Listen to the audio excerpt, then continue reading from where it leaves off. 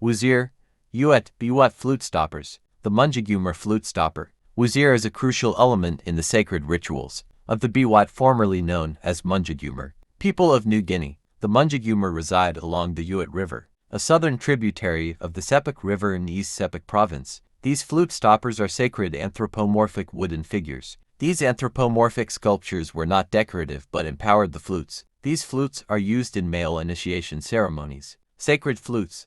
The role of Wuzir. The sacred flutes of the Biwat people are not typical musical instruments but rather function as distortion tubes. The flute modulates and alters and projecting the voices of leaders during important rituals. These flutes were made from hollow bamboo tubes and adorned and empowered with flute stoppers. The stoppers, known as Wuzir, were much more than decorative items. They were believed to be capable housing a spirit. It was this spirit that then spoke through the flute, conveying the presence and power of Asen, the crocodile ancestor during rituals. Flute stopper figures. The Biwat flute stopper figures were often sculpted with a distinctive, stylized appearance. They have small bodies with disproportionately large heads, a common feature in many Biwat carvings. The heads typically featured high domed foreheads, prominent forehead ridges, large eyes made of materials like mother of pearl inlaid with small shells, and exaggerated facial features such as hooked noses. The bodies were generally more simplistic. The body